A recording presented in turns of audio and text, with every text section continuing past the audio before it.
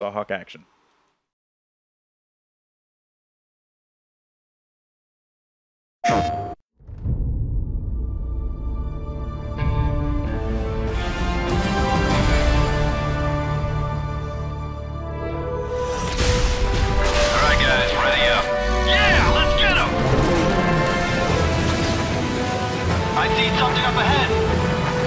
Guys, stay in formation. Up ahead at the crater. It's the outcast. Let them have it.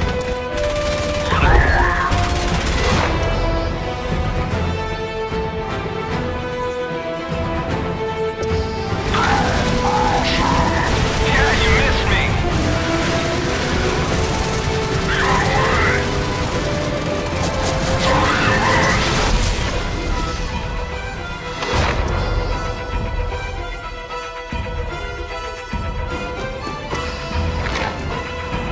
Alright, here come the big guns. Take out those Razorbacks. Yeah! Die, scabs!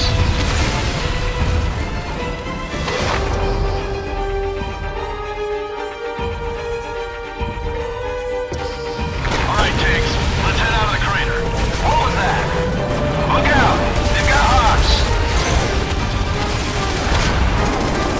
Turn around! Rifters, fall back! They're all over us! There's too many of them!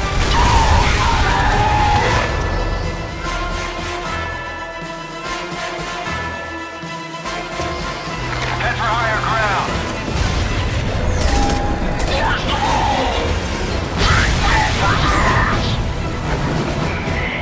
Come on!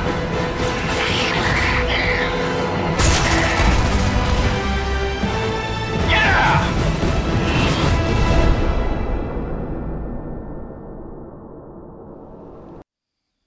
Welcome back, everyone, to MLG Presents Starhawk, and we just saw some awesome single-player gameplay. We saw Hastro do his thing. We saw T-Squared do his thing, but now we're going to watch co-op. And Dylan, why don't you tell us a little bit about the co-op in this game? Yeah, so co-op is a really fresh mode in the game. It's not just story mode in co-op.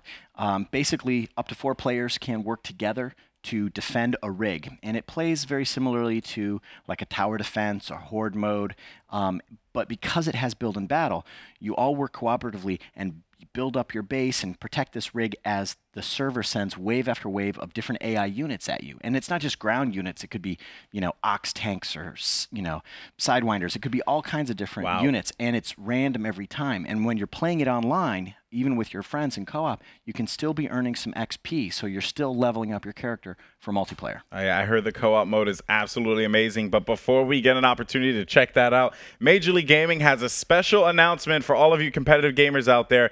There will be a $20K tournament for Starhawk, all right? And signups are available now. So like I said before, $20,000 in prizes, and the winner will win a Galloway revolver replica, which was the pistol that we were talking about before that T-Squared used, that powerful gun of awesomeness. So all you need to do is go to majorleaguegaming.com/Starhawk to enter. So while you're registering for the tournament, let's actually hop on board with T-Squared and Hastro, who are prepping up their co-op awesomeness. Guys, how you doing? Good. Great. I'm excited. This horde mode's awesome. Awesome, awesome. All right. So coming out the gate here, Dylan, tips for these guys. What's going to happen? Well, I mean, in co-op, teamwork is key. They're going to be running Site 17 here, which takes place in one of the environments on Dust. Okay. And once they go ahead and, because they're basically playing the role of rifters, they're rift salvagers, they're going to go out, they're going to cap this blue geyser of rift energy. Once they cap it with an extractor, then they're going to start seeing wave after wave of AI. They're going to have to work together. If they just lone wolf it, it's going to be incredibly challenging for them. They have got to work together. Now here's the other important thing, and this is the interesting twist about co-op mode in Starhawk. Every time you get a kill, every action that you do during co-op gives you points. You see the little numbers pop up over people's heads, you get different actions and awards, that goes to your score. So you kind of compete like a happy rivalry, right? But if you die during co-op, you lose your XP. Oh, wow. Okay. So you have to rebuild it back again. So there's a real sincere and heartfelt penalty to dying in co-op. So that's part of the balance between working together and trying to get the highest score. Because generally, the more risk, the more reward, but you potentially lose the XP that you gain for that round. So it's really, really challenging mode. All right, well, we are going to see our pro gamers here getting ready. So they are going to be doing the build and battle system. T-Squared's going to put down a supply barrack right here and get some items and stuff. We see Hastro put down a rig. All right, so this means he's got a watchtower if you can. He's got a rig down. That means the game is on. Round 1 starts. Now, it's going to play out differently every single time. The server is going to randomize the units that they fight against. You can see by the little icon there's 3 seconds left until 1 second, 0. Perfect. Now there's a group of enemies they're going to be attacking. You can see in the scoreboard in the upper left, or in the center of the screen rather, that's your extractor strength. If the extractor is destroyed, you lose.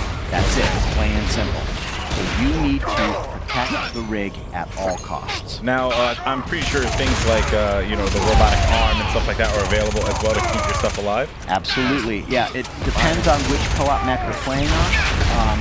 And you can also see in the upper right-hand corner there, Hastro's at 28 points of XP, T-Squared's at 22.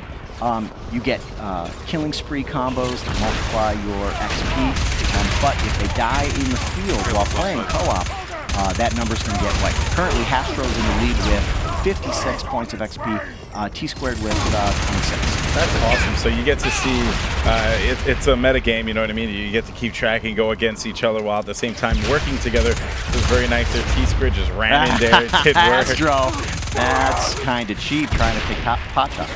Yeah, that's right. Yeah, hey, you know, I was just shooting anything that moves right now. I think the real test in this, on that real quick. Yeah, I think the real test of this game mode will be, will Hastro teabag his partner when he dies? Well, T-Squared is the one who loves to go for those teabags too, you know? Oh, don't get me wrong though. I had them both pegged as teabaggers. Yeah, they are the team teabaggers.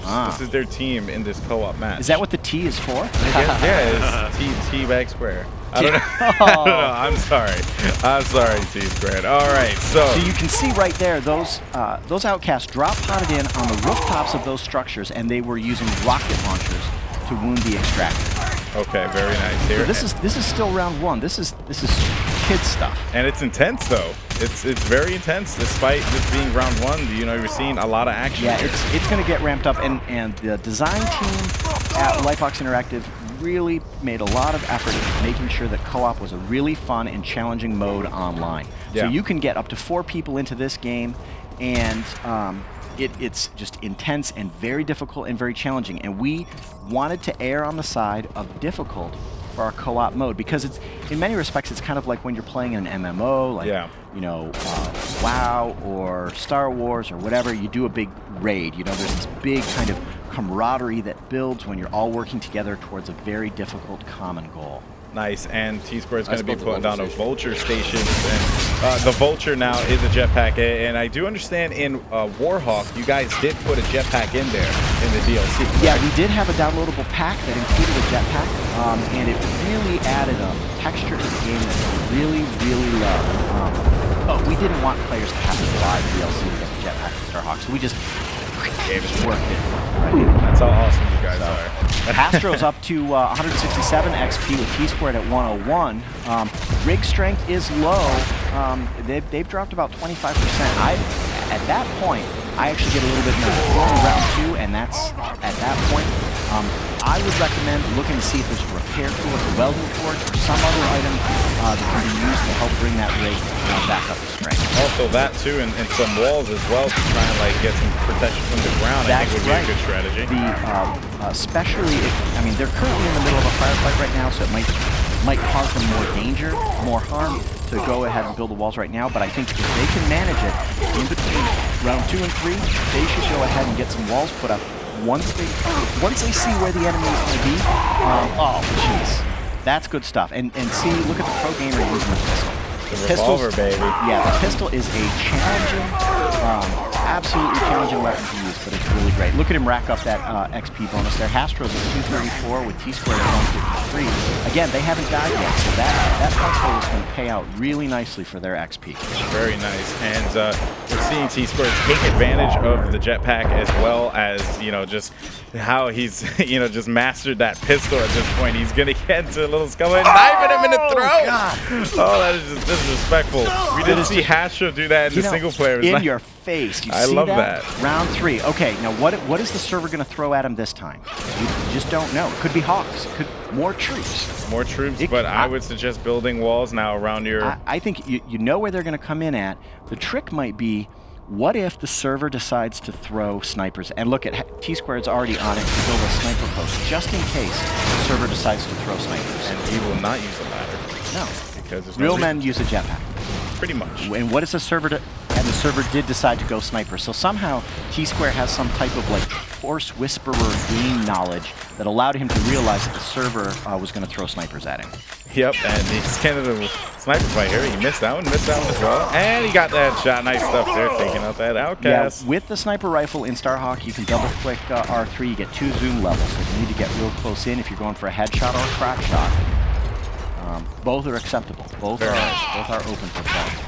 All right, and let's see, where are they at as far as damage is concerned? So their extractor, their extractor is still doing actually pretty good. I thought they would have been. T-Square, you may lose your experience. Those snipers are taking you out. Now, is he going to lose all his experience or just a portion? You know what, Golden Boy? I cannot remember what percentage. I think we take it to 0. Take it to 0. I think we take it to 0. Oh, wow. You're going to get XP for awards and things like that, but the points that you earn. Again, XP that you earn for like the awards, you don't take that. These little point bonus awards over here on the side. No. After getting 2 kills, T-Square gets taken to behind. That guy was just mean. On the upside, at least it wasn't a Sony tester. Yeah, right? Because that is something that we are going to see a little bit later on when they play some multiplayer action here. It's going to be brutal. I know. I'm really looking forward to that. So right off of the spawn here, Hastro's just going to start spraying him down with the machine gun. And Hastro's got to do burst. Kinetic rifle, you got to be bursting. Kinetic look at these shotgunners coming right up in his business. And Revenge gets taken out from behind as well. Ouch. But the it seems like the outcasts are not really going for the rig. Well, they are going to, but again at round 3, especially shotgunners, they are going to attack the players aggressively. Yeah. That's just part of the way that they're tuned in this. You know, it's possible that the next round might be Ox tanks or maybe Razorbacks rolling in. You don't know, and that's part of the joy of the co-op mode in Starhawk. But in this case, they're just getting more. And actually, getting up in a sniper tower is not a bad strategy here because that may require them to get back up. The AI is going to have to climb up that ladder. Yeah. T-Squared again. He built himself cover with that sniper tower, so he's able to play some ring around the rosy. Yeah, he is able to, and just debilitate his outcast with the Galloway revolver. Right, we gotta build something here. Round complete. Okay, now we are round 4. There are 6 rounds in a co-op match. What are they going to build? Razorbacks are coming. It looks like troops and Razorbacks. Let's repair our... Will the arm repair? Yeah, just put it as close as you can to the extractor. Good. How's that? Very smart. Right, we still have our bunker? I'm putting one up as well. Do we have our bunker still? So this might be it. If these guys can survive, so here's going to be the trick. Will the AI go for the extra? Oh, did you see that tornado go by? That was awesome. Will the AI go for T-Squared and Astro, or will it be? Will it just be, taking out the structure? I think if the Razorbacks are coming, they're probably going to try and destroy the rig. But look at how they got 2 robot arms double teaming that extractor. And it's building its health back up. T-Square is a little red here. He's going to find someone else as well. And is he going to take him on? Did he knife him? I don't know if he knifed him, but he gets taken out, snap. though. And we're back to Hastro. He's still alive. And look at this. Look at this with the grinder. Look at the grinder destroying the robot arms. That outcast is taking his grinder to the robot arms. That's mean. And so it looks like one of the robot arms is down, meaning the rig is under a significant amount of fire. You got to get back in there. You've got to get another robot arm back up, and you got to kill that grinder. Oh no! Rig destroyed. down. Oh, and the run over. It's Insult challenging. to injury. So wave 3 is where it gets a little ugly. Yeah, actually that one was wave 4. Can we cut back to the score screen? Let's see what they got. Okay, so they were still able to earn a fair bit of XP, but the bonus XP for those rounds that get wiped after a death, that of course they're not going to get. So they're still earning 5,300 some. They got an incoming award, an in your face, that's always fun, and a dead eye. Killed 5 enemies with headshots in 1 round. Wow, That's pretty good. that's awesome. Well, So there we what go. a pleasure. Yeah, Co-op mode. really was fun. fun. Yeah, That what'd was you a guys lot think of of fun. it? T-squared, Hastro, what are your thoughts? Yeah, I mean, I think we could have done a better job. Yeah, I mean, totally done a better job. But yeah, it seems like if you can, it's challenging. That's good. Well, That's it's good. a great way if you don't want to hop right into the multiplayer and you want to get better at switching really fast, building things really fast, taking on a lot of enemies. I think this is a great way to train yourself for the multiplayer. Great. Yep, I couldn't agree more, man. Couldn't agree more. Yeah, and you can still always play split screen as well. You can throw another controller in there and go to the uplink.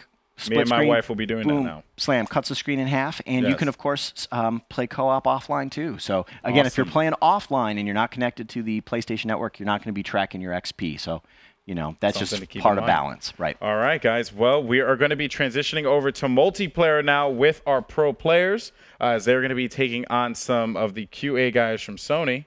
And this is going to be quite an interesting experience, to say the least. So you guys stay tuned. Do not go anywhere. Make sure that you just continue to tune in, because we're having a great time here. This is MLG Presents Starhawk, and we'll be right back right after this.